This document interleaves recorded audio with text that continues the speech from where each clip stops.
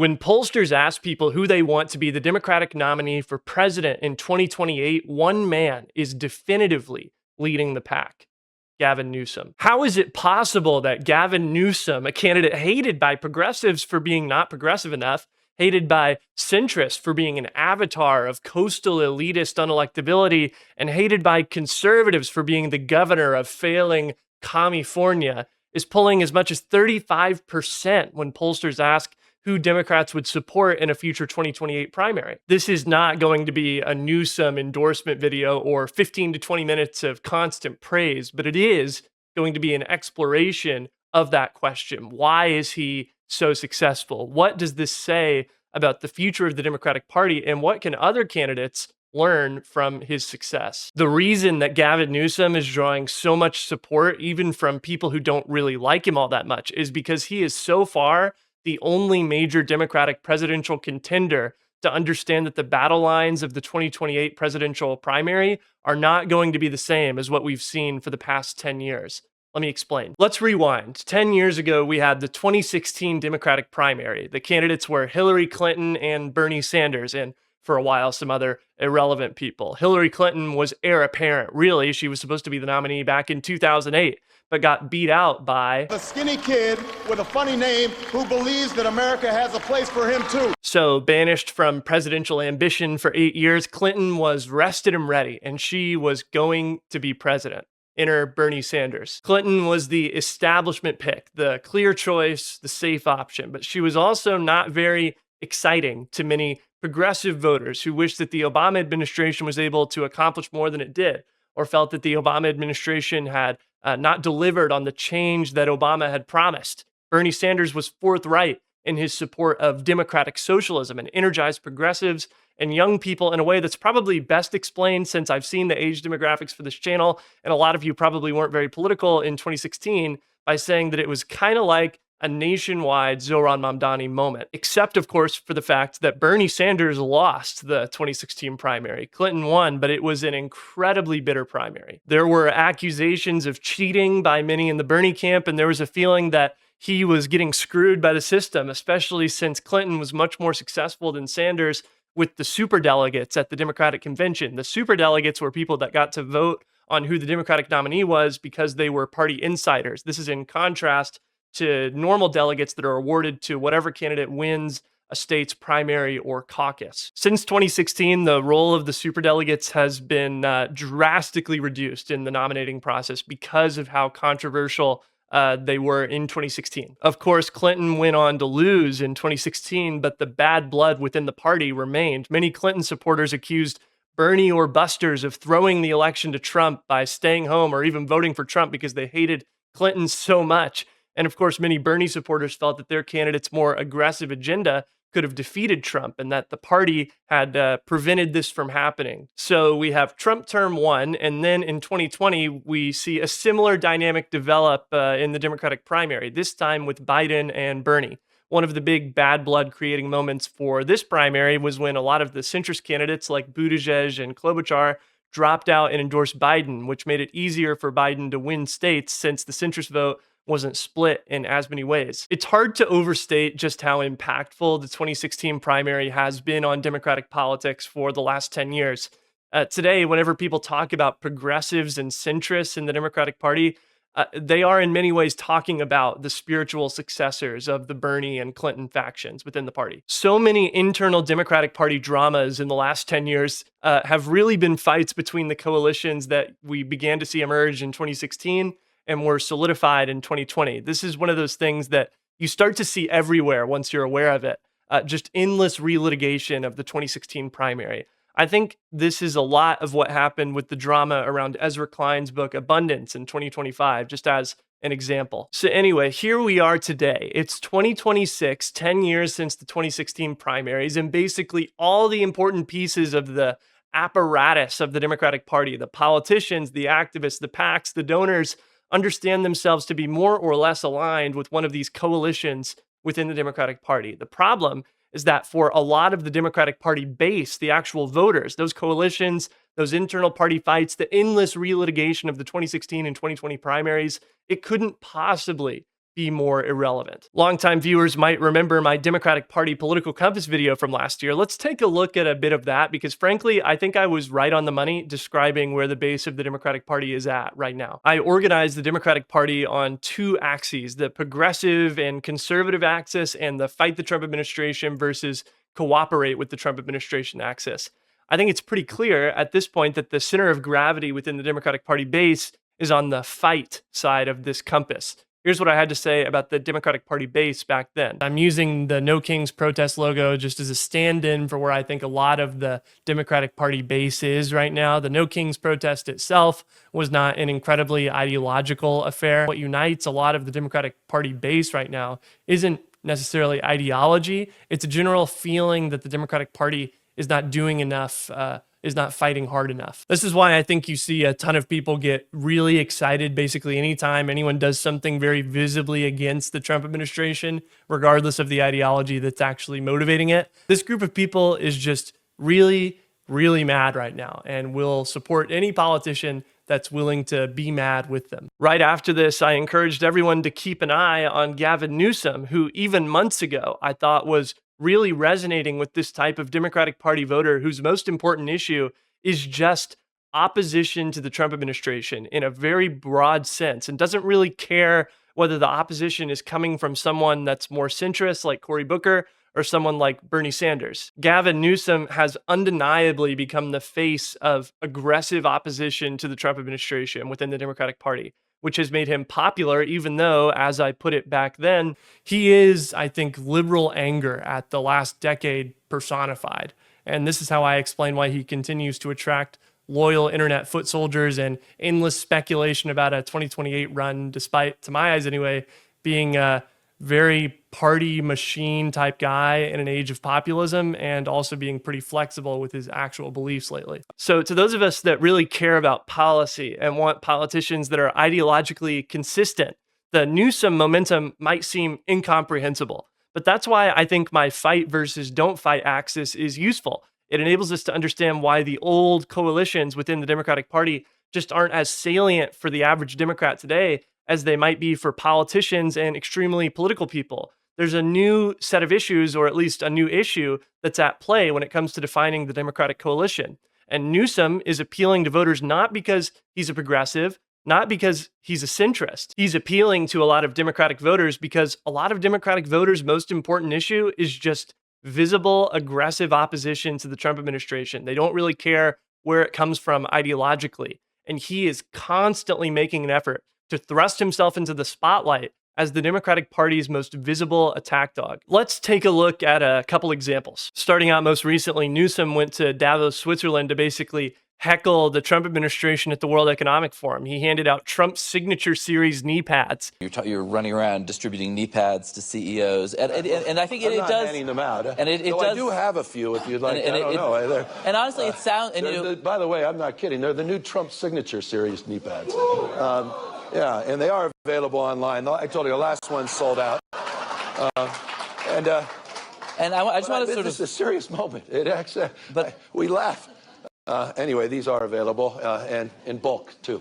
And his press office was tweeting clips with captions like, "Red states are failed states." Now, did this in itself actually accomplish anything? Absolutely not. But it got people talking about Gavin Newsom and opposition to the Trump administration, both at home in people's feeds and on their TVs, and in the rooms at Davos, where some very rich and important people are currently wishing that the president of the United States wasn't currently threatening a NATO ally and putting tariffs on everything. Another example, Gavin Newsom pushed a redistricting ballot measure through in California, which was intended to counter the Republican mid-decade gerrymander in Texas.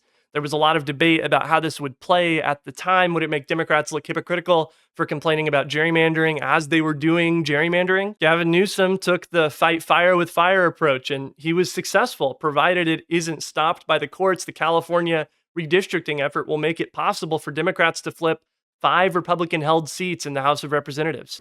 People in tactical gears sent out to intimidate a community that is already on edge. But you see, as we speak, people are still in line.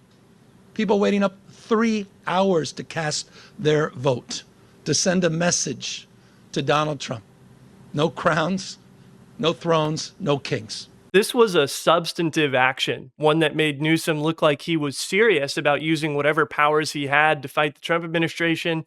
And it was also a break from the kind of Democratic Party that in the past we might expect to shy away from that kind of aggressive action. There's more examples of Newsom acting as a kind of interim, unofficial opposition leader, even before Trump's second term started. Remember the Newsom-DeSantis debate? Ron has literally the worst mental health system in America, forgive me, outside of Mississippi and Texas. He is always looking for a viral moment about him being opposed to the Republican Party. Which brings me to social media, the other big way that Newsom has attracted attention as a leading Democratic attack dog. Recently, the press office called Stephen Miller a cuck on Twitter. How do you differentiate yourself from Trump if you're using state and personal social media accounts to name call and attack him? Well, it's a response to Stephen Chung in the White House and his use of that word.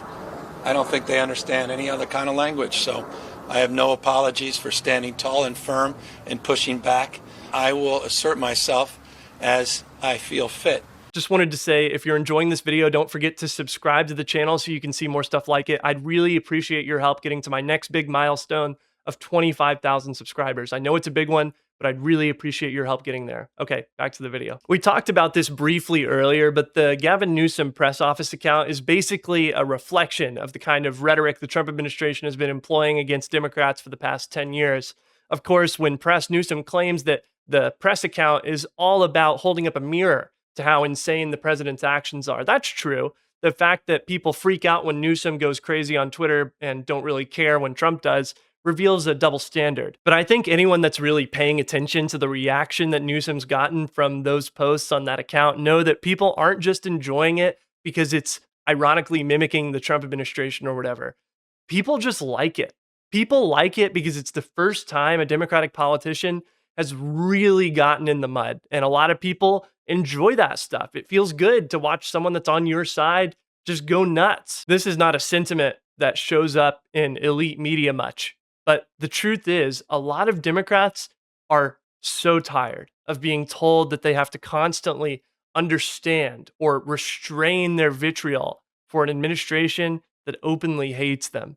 This is the demographic that is really excited by the Newsom social media presence. Now, I will say something that challenges the narrative that I'm building here is the Gavin Newsom podcast. In these podcasts, he does not always come off as a ruthless attack dog. He's certainly willing to go back and forth a bit. But just as an example, Newsom got a lot of flack online recently for giving Ben Shapiro what many people thought was a bit of a softball interview. I think what's happening here is Newsom is trying to establish some credibility as someone that understands the enemy. I'm pretty sure these interviews with right-wingers are designed to give him the credibility to talk about how, since he understands MAGA, he understands how to defeat MAGA better than any other candidate. You occasionally already hear him talk like this. The interviews also helpfully give him the opportunity to create some clippable moments and backtrack on some policy positions that he now thinks make him look a little too progressive. This is a problem for people who care about policy and consistency, but I think Newsom is making a bet that most Democrats value him for his opposition and attack dog status more than for his ideological consistency. Time will tell if he's right about this bet, but the polls seem to show that he's been right about this so far. Another thing about Gavin Newsom that's worth spending at least a little bit of time on is his image, the image of Gavin Newsom. He looks like he would play the president in a movie. I don't know how to quantify this, but even the weirdo right talks about this. Here's that kid Clavicular talking to Michael Knowles. Like this next election cycle, who's going to win? It's going to be Gavin Newsom against JD Vance because JD Vance is subhuman and Gavin Newsom mugs. JD Vance is subhuman? Yeah. Personally, I think the right-wing boosting of Newsom is being taken way, way, way too seriously by some people. So, take this for what it's worth. But I thought I should at least mention that his Patrick Bateman energy is clearly having some impact on how people perceive him. But anyway, one of the struggles of the post-2024 election Democratic Party has been finding an issue that unites the party. There's always talk about building a big tent, But part of this is figuring out what the tent pole is going to be, if that makes sense. Gavin Newsom does not fit neatly into the post-2016 progressive/centrist dichotomy. He seems to change his actual policy positioning to fit the moment. Sometimes he's a progressive champion, sometimes he's the sensible centrist, depends on the weather. The proposition of Gavin Newsom is that primary voters do not actually care the most about this. And what they actually care most about is being aggressively opposed to the Trump administration in whatever capacity is possible. In the post-2016 understanding of the Democratic Party, there's a left lane and a centrist lane that candidates have to try their best to fill in order to have a shot at winning the primary. I think in this understanding of the Democratic Party, all the left-right shape-shifting could pose a serious problem for Newsom. But what I think his success so far reveals is that there's going to be at least one more lane up for grabs in 2028 that right now none of the other serious 2028 Democratic presidential contenders is pursuing. The most visible opponent of the Trump administration lane. You might not see it yet, but I'm telling you, don't be surprised when on the 2028 debate stage, candidates are asked questions like, would you tear down the Trump White House ballroom? These are the kinds of things that might seem irrelevant to professional political people, but to a lot of the Democratic Party base, they won't seem irrelevant. They'll seem symbolic of how far a candidate is willing to go to root out the corruption and abuses of the Trump era. So where does this leave us for the next 3 years? Well, it's a long time to 2028 and a lot can happen. It could be that Democrats get tired of Newsom's shtick. Personally, I think while it's possible that Democrats just get tired of him, I think that the role that he's currently playing within the Democratic Party will always have some fans. Even if it's not him, you could imagine another Democrat acting very similarly. Frankly, I think this is exactly what's going to be one of Newsom's big long-term challenges, because while he might be the first Democrat to really successfully tap into the new priorities of the Democratic coalition, he absolutely will not be the last.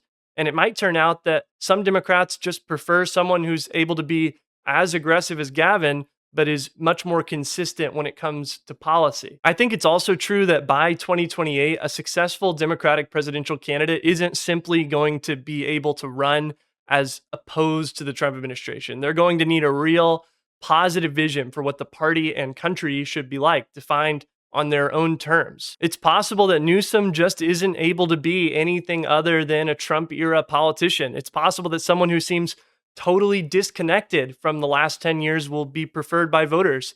Maybe their vision will feel fresh and forward-looking in a way that someone who spends 4 years as a partisan mudslinger just cannot match. It's too early to tell. Many of the events that will come to define the 2028 election have not happened yet, frankly. But it's not too early to say that the shape of the Democratic coalition is not the same as it was 10 years ago. Right now, Democrats want someone who is willing to do what Newsom is doing. And until someone else fills that role or voters get tired of it, expect Newsom to continue polling well. Thank you so much for watching. Are there any other potential 2028 contenders that I should make a video about? Let me know in the comments. Don't forget to subscribe to the channel so you can see more stuff like this. I also want to take a moment to thank all my channel members. You make this possible. Your support is so appreciated. If you want to become a channel member and support me directly, hit the join button below the video or on my channel page. Thank you so much. I will see you next time.